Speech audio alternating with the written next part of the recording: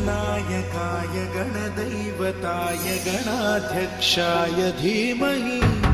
गुणशरीराय गुणमण्डिताय गुणेशानाय धीमहि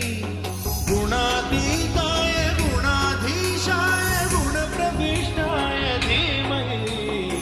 एकदन्ताय वक्रतुण्डाय गौरीतनयाय धीमहि गजेशानाय भालचन्द्राय श्री